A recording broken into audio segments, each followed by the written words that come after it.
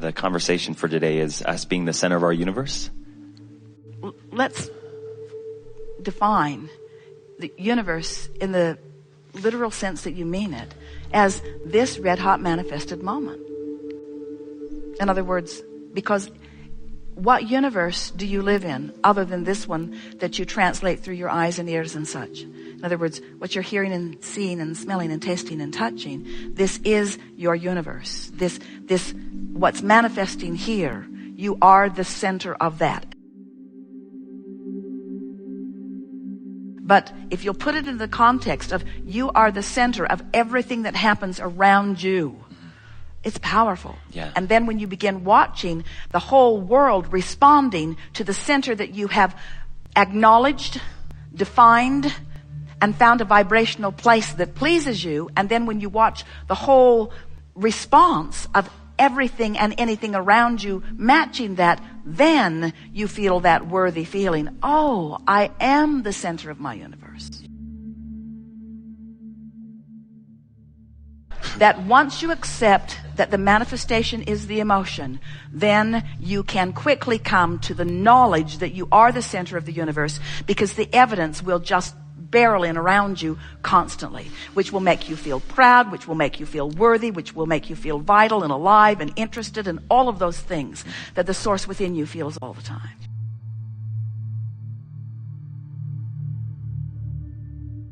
And that's powerful. It is power. That is power. So let's talk about power. It feels like a lot of us pinch off our own power. Yes, you do. Well, you do it because you have not understood that you are the creator of you, and until you're understanding that what you're wanting to attract is a manifestation that pleases you, and that the manifestation is the emotion over which you have complete control, then you're still looking around and expecting others to do things differently so that you can feel better, which renders you powerless moment after moment, day after day, relationship after relationship, because they are the center of their universe, not yours.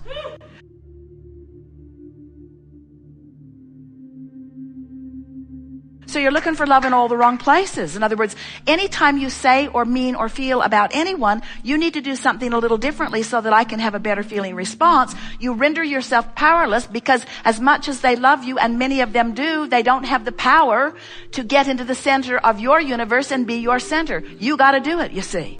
And when you figure out how to do it and you start doing it, then you begin to feel powerful, because the demonstration, manifestation, same word, all around you.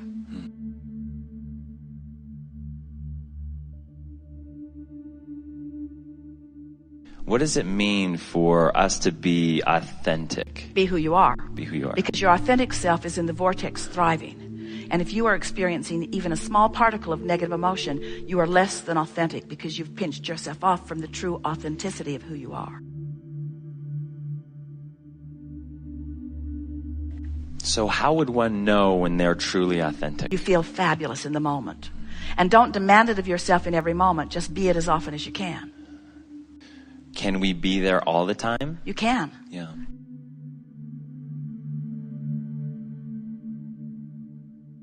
Here's the way, if we were standing in your physical shoes, that we would achieve and maintain, for the most part, our physical human authenticity, meaning our physical human alignment with the whole of who we are.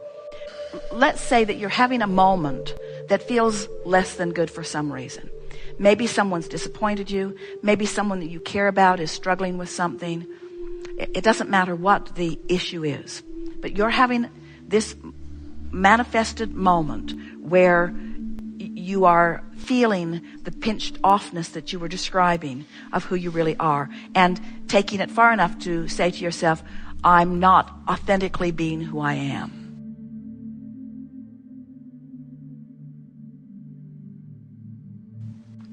So then, as you stop and wish that it could be better, you're still not authentically who you are, because the source within you is not doing that. If you stop and try to push it away in any way, you're still disallowing your alignment with who you are.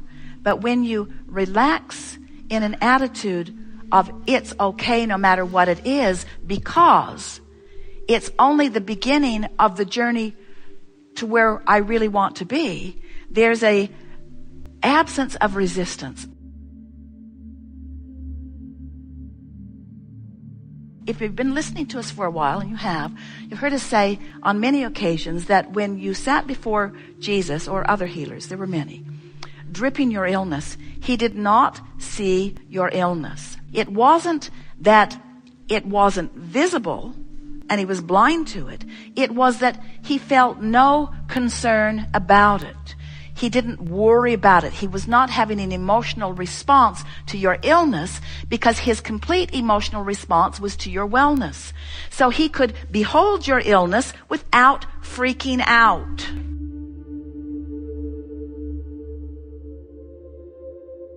I could behold an illness without freaking out. Because the illness didn't bother me because it wasn't authentic. It wasn't reality. The reality is over here. It was just the beginning of the journey to which I was giving my undivided attention.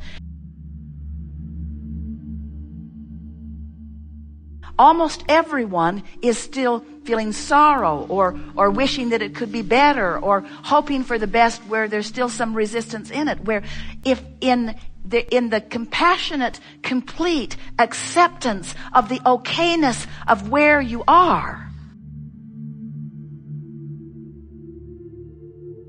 in the utter absence of resistance, this powerful vortex, you said it was powerful, and it is, this powerful vortex now in the absence of resistance takes you right into clear view, takes you right in, where the manifestations that please you can be revealed to you. So, are you the center of the universe or are you the center of your vortex? And what's uncomfortable is not letting yourself be the center of that powerful amassing of cooperative components. When you get into the vortex, you have an instant manifestation of positive emotion, or you're not in the vortex. So when you get that, now you've accomplished everything that you ever would want to accomplish, and as you learn to maintain the frequency of that, then all the other stuff begins to reveal itself to you. And in that revelation, you then know unequivocally your power.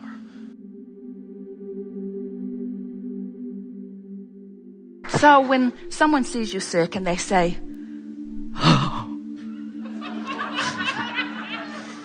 it's going to be okay. They're not helping. When someone sees you sick and they say, I'll pray for you, they're not helping.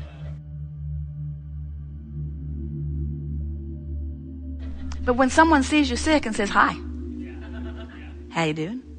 No emotional terrorizing, because they're so solidly in their knowledge of well-being that everything they see, a physical body in unpleasant diagnosis, a family in financial disaster, and looking right at it and accepting it in this soft, knowledgeable understanding that this is the starting of a journey. And when you know that, as those like Jesus knew it, then those who are being looked upon benefit by that knowing.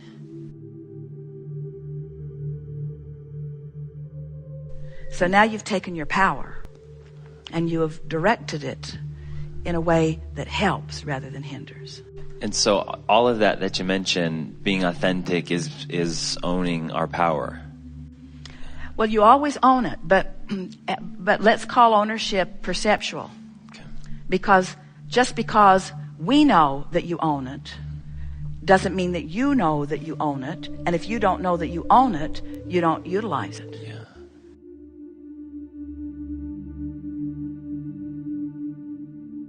So It'd be like having a powerful vehicle in your garage and nobody told you it was there. Yeah. So you never drove it. Nice. So when we're authentic, we're powerful.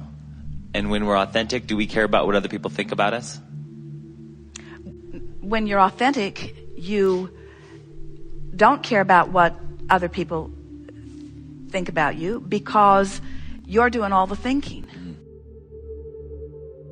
But let's say that you're sort of in and out of that, working for it, but not always there.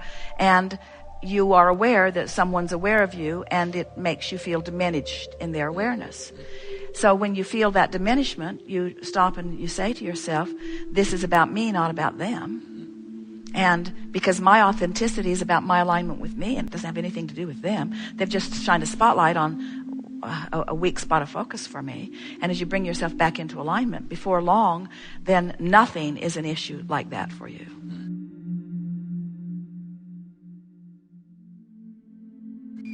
And sometimes it takes something big enough that you can't just brush it off to cause you to focus enough that you really discover who you really are. You hear that from people who have been through what they call great trials and tribulations. They often find their power because it was so important to find it, because the pinching themselves off from it was so uncomfortable. I see that.